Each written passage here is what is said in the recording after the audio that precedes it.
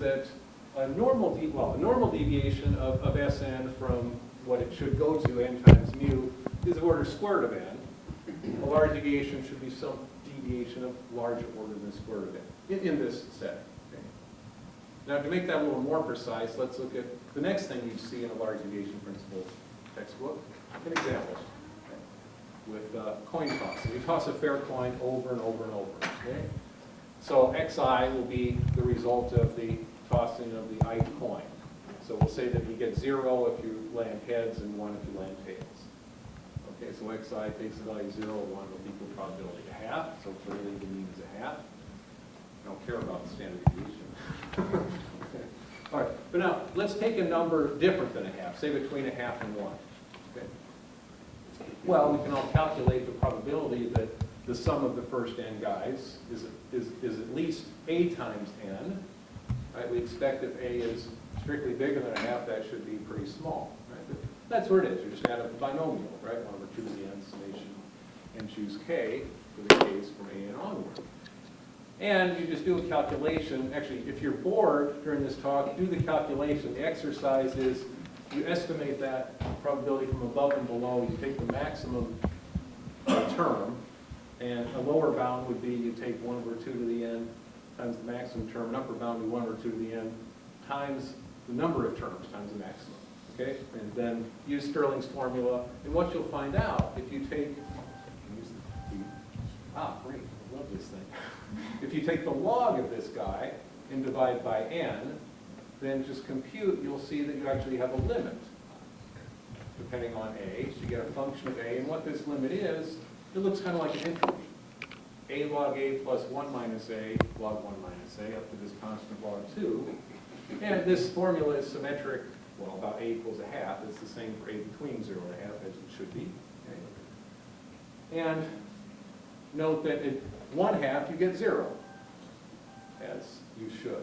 And for other a's between 0 and 1, you get something strictly positive. Actually, outside of the interval, you get infinity. Oh, that's probably just like to say 0 times log 0 is 0, so that works out. So what this function I does, it's 0 and a half. It's positive outside of a half, and then it goes up to infinity. And it's also lower semi-continuous. And what we say here is that this sequence of random variables xi satisfies a large deviation principle with rate function given by this a and speed n. This n comes in, I divide it by n there. Okay, and I'll make a formal definition on the next slide. But intuitively what this says is the probability that the sum of the first n guys is near n times a should be like the exponential of minus the speed n times this function, this rate function of a. So in particular, if a is a half, this is 0, I get 1.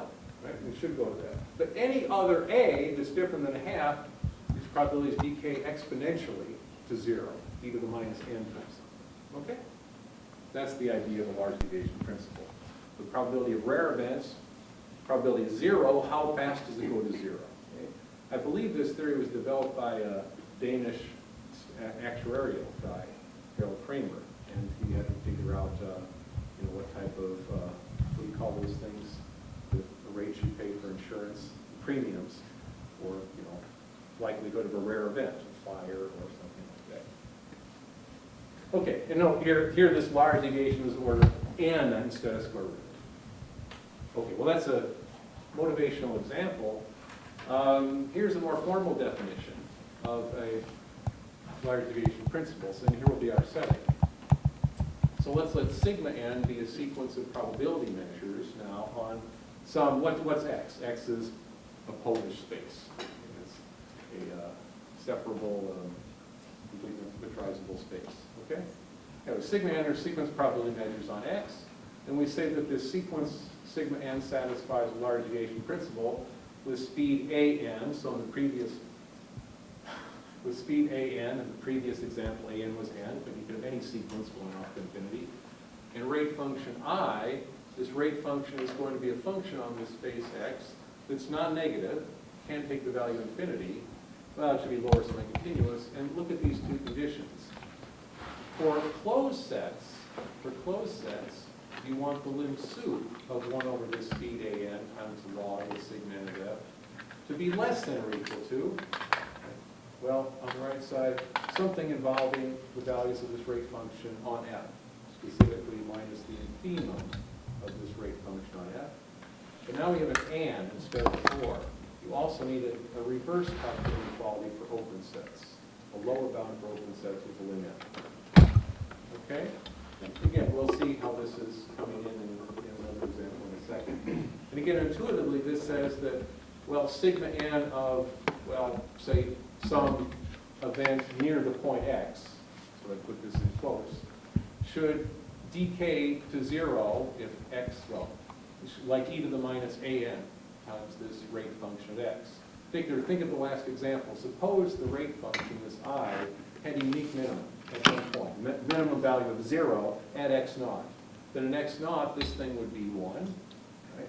Any other x naught, this decays exponentially, like e to the minus an times something. Okay? So that's the idea of a large deviation principle. Okay? And again, this lim sup, lim inf, closed and open, this should be reminiscent, and this is how you can remember, if you care to remember, the definition of the large deviation principle. And that's just a weak star convergence for a sequence of measures. They're two equivalent, as this is an or, that the for closed sets, the lim sup of mu n of f can jump up, and for open sets, the lim n can fall down. Okay, so it's the same directions up here, but you need both. Okay? Okay. Okay. And kind of a pseudo heuristic theorem is that generally the proof of the upper bound here for closed sets is really easy, and the lower bound is the one that causes problems. But that's not what we're going to do. Okay. So that's the setup for a general large deviation principle. These rate functions arise in many guises. In convex analysis, there's something called the John differential transform, and often these rate functions come from these types of guises. If you know a little bit about free probability and operator theory, then this rate function is a free entropy. And what we're going to concentrate on today is a relation of rate function in a certain situation to logarithmic energy and potential here. And to motivate that, let me give an example of something called the terminal point process. It comes from random matrix theory, which leads to this study of weighted logarithmic potential. So again, this is something that I think many of you have seen, and so I've stolen this from another textbook. Pretty soon I'll do something a little more original, okay? All right, so probably a lot of you have heard of this Gaussian unitary ensemble, these random n by n Hermitian matrices. If you haven't, I will set this up. Boldface M sub n will represent a random n by n Hermitian matrix with entries aij.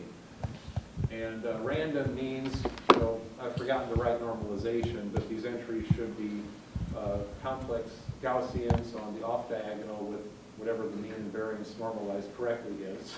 And on the diagonal, there's a slightly different normalization. And the bottom line is then you get a probability measure on these n squared over 2 entries, which I call prob n. And there you see this daij, the real part aij, the imaginary part aij. The important thing here is because you're doing the Gaussian randomization, you end up having the trace of the square of the matrix in there. Okay? And this formula is not so important. What you care about when you deal with these random Hermitian matrices are the eigenvalues. Okay? So let's let lambda 1 for lambda n be the eigenvalues of this random matrix m sub n. And now using the formula, so this is what you look up in a textbook, so you check that I'm at least close to being right. Using this formula for the probability distribution on the entries of the matrix themselves, you get a joint probability distribution of the eigenvalues, which I call little p sub n. Okay? And this has a density function given by, if you look here, you have the product of the squares of the differences between eigenvalues, lambda minus lambda j squared. Here you have this Gaussian type term, e to the minus n times lambda I squared over 2 product. And here lambda is just, d lambda is just the big measure. So this is a probability measure of probability density on Rn, the n tuples of eigenvalues. Okay? And you might have heard of this famous Wigner semicircle law. And what it says is that if you, well, a version of it, I guess, is that if you count up the number of eigenvalues in a certain set on the real line and divide by n, then that fraction, the expected value of that should go to this semicircle law. So the density here is up to a constant, square root of 4 minus x squared. So let's put it on this interval minus 2, 2. You don't get many eigenvalues outside of this interval. Okay? And actually, what really happens then, if you form, and this has been an important thing for us, if you form a probability measure from the eigenvalues, put mass 1 over n at each of these n eigenvalues, then almost surely, in this big probability space formed from the product of the pn's, this sequence of probability measures will converge weak star to your semicircle law. And what a large deviation principle will say in this setting is roughly, to make this more precise, take any other probability measure on the real line that's not the semicircle law, right? Then these guys with probability 1 will not go to it. At what rate won't they go to it? It'll be something like e to the minus, in this case will be n squared, times some function depending on the measure. Okay? So this is the motivational example for large deviation principle. And what does this have to do with weighted square potential theory? Well, this is what we'll see. Let me make this last statement that I just said a little more precise. If you look at the probability measures on the real line, okay, and do what I said for each n, use this pointer, sorry, for each n, take this simple map that takes the eigenvalues, lambda 1 through lambda n, just n tuple of real numbers, into a probability measure on the real line by just averaging these point masses. Okay. Well, then this map, if you can push forward the probability measure that we had on Rn, on the eigenvalues, using this map Jn, so I'll call that measure sigma n. Now careful, what do you get? Sigma n then is a probability measure on this space, on the space of probability measures. That's going to be our, that'll be our polar space, okay? And yeah, I mean, first time I saw this, you're analysts, you have no problem with this, but the first time I saw this, I was a little confused. So I had to write down what does that mean? You know, we all know about push forwards and measures, but to be precise, I've written it down for you. So what I mean then, this is a probability measure on the space probability measure. So if I take a subset of probability measures, G, what is sigma n of G? Well, here's what it is. You just take Pn of the preimage of G under Jn.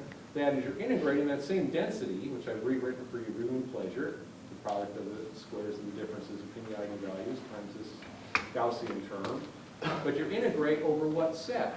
This is in Rn. This is a set in Rn. This set G tilde. I emphasize it depends on n. It's a set in Rn, and it's the set of all points in Rn such that the corresponding measure, 1 over n times the masses of those points, is in this fixed set of measures G. Okay? Okay.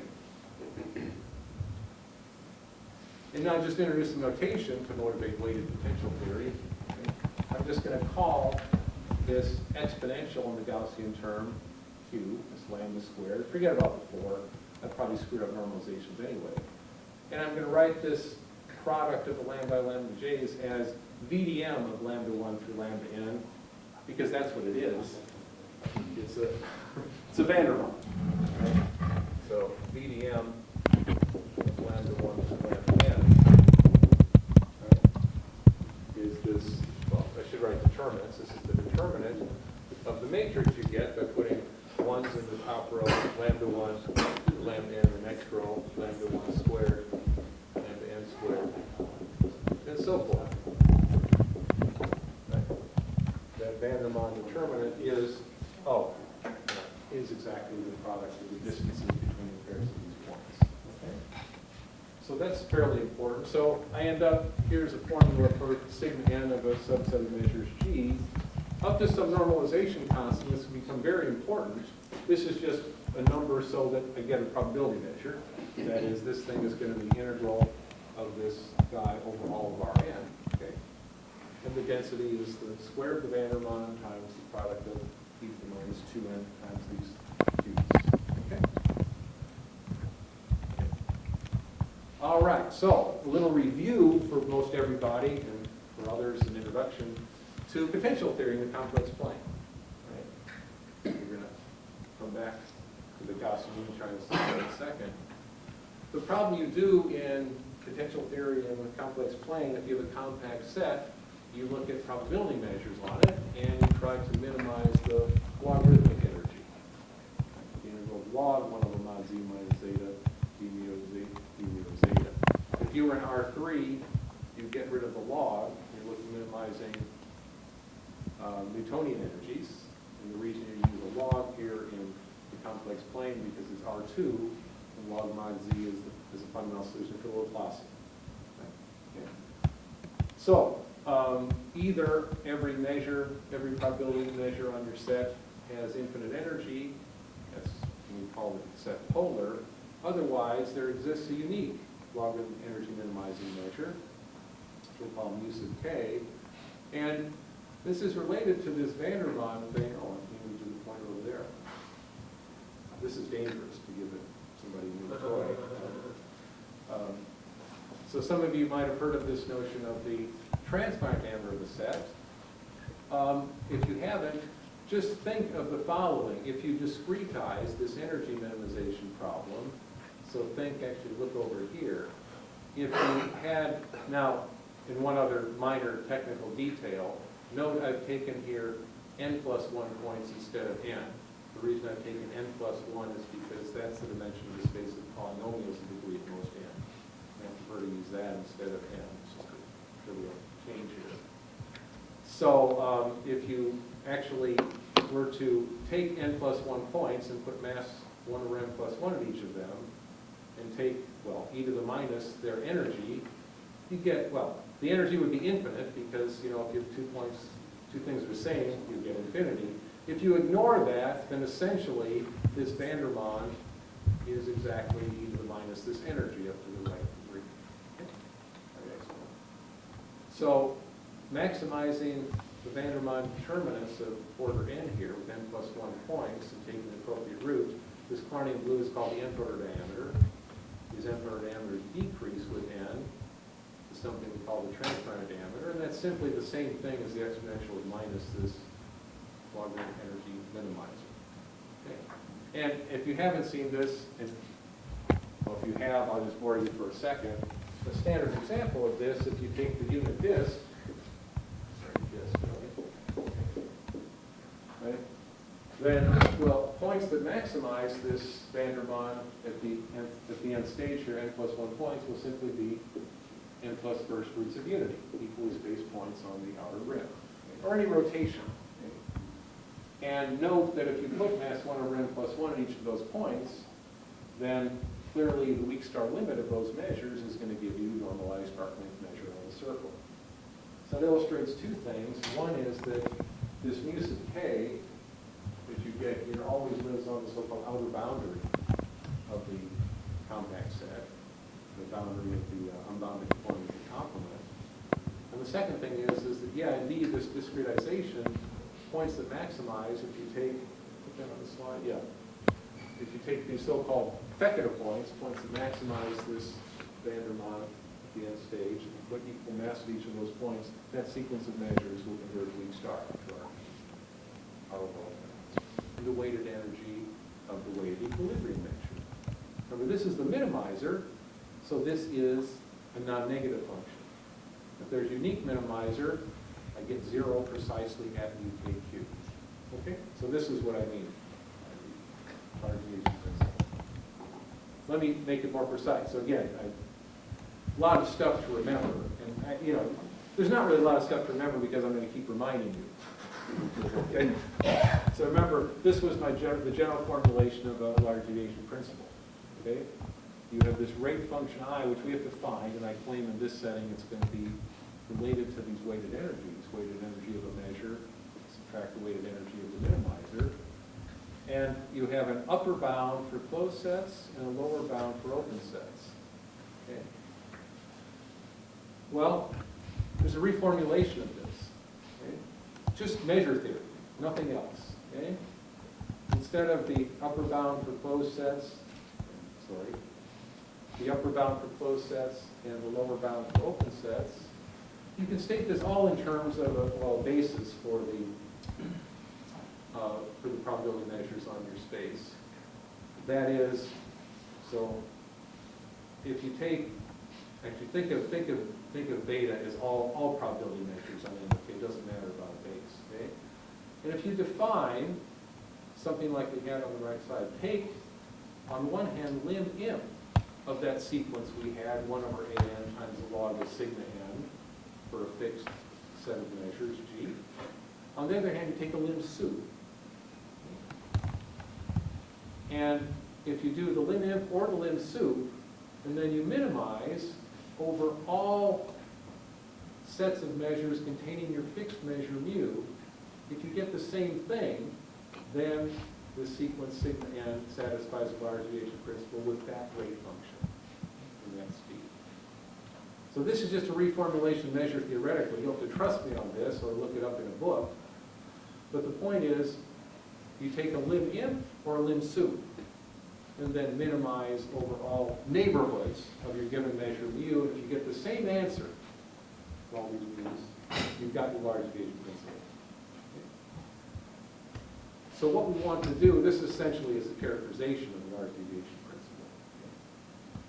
So in our situation, remember, we want to take this an, this speed, be 1 over n squared, and these conditions, that sigma n, remember, was the integral of the square of the van der Waals with the weighted van der Waals here. And remember this set we're integrating over were the n tuples of points so that the corresponding measure lived in the set G. And again, this z and tilde was this normalization constant, the integral of all of our. So what we really want, just unwinding the previous slides, you don't need to remember what this equivalent formulation was, okay?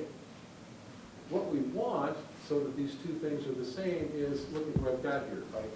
If I take a measure mu, okay, then I want to, and I take a neighborhood G of this measure mu, I form on the one hand the lim m of these weighted van der Waals integrals, and the lim sup of the weighted van der Waals integrals. I'd like these two guys, once I take the infimum over these neighborhoods, to be the same. That's the game. Well, and you note here, I've left off the normalization, the z and tilde, because the other thing that I want is I'd like the appropriate roots of the z and tilde to exist. Then I don't have to worry about the normalization. So that's actually pretty important. So the point is, we're looking at some type of L2 versions of our weighted van der Waals. Okay.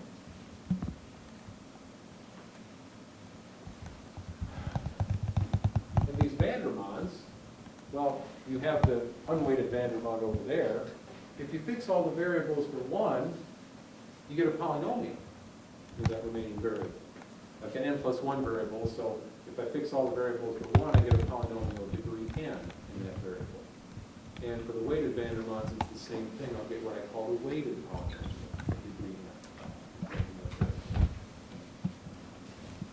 So what I want to do is somehow go from what we did with the L infinity problem to an L2 problem.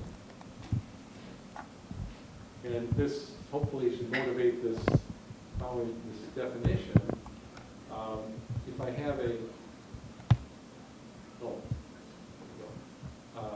positive measure on K, think of a probability measure, okay? I start with this set K in this way Q. We say that this triple, with this measure, satisfies a weighted Bernstein-Markov property if I look at weighted polynomials of degree n, and I look at their weighted sup norms, well, they should be comparable to the weighted L2 norms. Now, there's always some comparability because it's the finite dimensional vector space, but I want the comparability so that these constants m sub n don't grow too quickly. Their n proves 10 to 1. What that's going to tell me when I do an L2 optimization problem or L infinity optimization problem, I'll get the same answer. Okay. How are we doing on time? More than 10 minutes. Can you stand this for 10 more minutes? Okay. Now, this Bernstein Markov property is pretty important, and let me say that, for example, the weighted equilibrium measure for reasonable sets always satisfies this property. Well, that doesn't do you a lot of good, but on the real line, for this weight x squared, Lebesgue measure works. And on the plane, with mod z squared, Lebesgue measure works. As a matter of fact, Lebesgue measure often works for almost any weight. I'll make a comment on that in a second. Another minor comment is that, well, this L2 Bernstein Markov property, I say L2 because, oops, sorry, I didn't to do. L2, we were comparing L2 norms and infinity norms. Well, just from polar inequality type thing, you can see that you have an L2 property if and only if you have it for LP norms as well. And how do you see? There's lots of these measures. There's lots of these Bernstein Markov measures. You can just see if the measure is sufficiently dense on the appropriate part of the set, that's all you need. There even exists always for any set, a set that has a countable carrier. It's a Bernstein Markov measure. You don't even need a real thick measure. They exist in abundance. And another minor comment, which will be important later on, is if you're a real set and you have the Bernstein Markov property with respect to just ordinary polynomials, that is, without weights, then actually you have this Bernstein Markov property with respect to any continuous weight. We'll call this a strong Bernstein Markov property. These always exist. And the reason is very simple. If you're a real set and you have a continuous weight, you can approximate by Weierstrass your continuous weight very well by polynomials. So essentially the weighted property is essentially the same as just the other. Okay? All right. Well, I won't give you a lot of details here, but let me just recall we have this L infinity problem, maximizing the weighted van der Waals, which ended up giving us limit the UKQ, the weighted energy minimizing measure.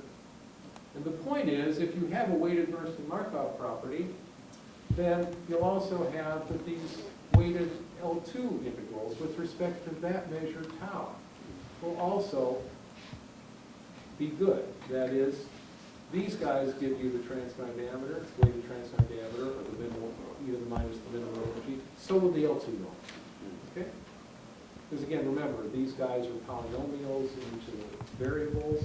You just apply the weighted Bernstein Markov property over and over for each variable. So that gives us half of the battle that we need, the asymptotics of these ZNs. These are sometimes called the free energy in this subject. All right? And the other thing is that, indeed, once you have this, that these weighted L2 van der Waals integrals tend to this right answer, that also tells you, since the weighted effective points are the points that maximize this guy, it tells you just from measure theory that most arrays of points should be pretty close to that, should have the same property. They should have the same type of properties as our effective points. So arrays for which you have the weighted van der Waals groups giving you the weighted transmine diameter, we'll call them asymptotically weighted effective points. They might not be the maximizers in each stage, but in the limit you get the same answer. So if you have a weighted Bernstein Markov measure, then most arrays will be asymptotically weighted effectively. Okay, well, I'll just quickly go through the definitions and tell you what the bottom line is here. Okay? We're going to define now something that looks very much like we had before, the integral of the sets gn tilde. I call that Jn. And this is just notation from what we had before. That is, what we wanted, I'll quickly go through this because too many formulas I know at this early stage, right? But this J upper is the lim sup of the things we had before. The J lower was the lim im. And this J upper without a G in it for measure mu, and this J lower without a G in it with a mu, that's our infimum over all neighborhoods of mu. So these are the two things we wanted to be the same. Okay? And so I'll just quickly say that, well, to finish, we need to show those are the same. And they should equal our, up to the right normalization, our weighted energy if we're measuring. That's the goal, okay? So that's what we can do, and maybe based on time constraints, you'll be very happy to realize that I can skip a bunch of slides, okay? And just tell you that what we do to show this is we need, even if you wanted to prove this result without weights, with Q equals 0, you need weights. Because what you need to do is show that all this works for weighted energy minimizing measures with respect to any continuous weight. That's our first step, to show these J values are the same for these types of measures. And then we need to approximate any measure by these guys. So we really need to know the weighted theory even if we want to do something only in weighted case. Okay? That's probably enough to see on this slide, right? All right. And the three things we need basically, I only have 2 or 3 slides to do that. So the ingredients we need these good measures, these weighted Bernstein-Markov measures, that work for all continuous weights. We need a result that tells us if I have an array that's asymptotically weight affected, if I recover the weighted transplant diameter, then I want to know that those measures, the corresponding measures, converge with star to our weighted equilibrium measure. This happens in our situation. There may be more situations where we don't know a priori. And we need an appropriate lemma from the appropriate potential theory that says we can approximate our general measure by measures of this type. Okay? And if we have all that, then this machinery that we set up works to give us a large deviation principle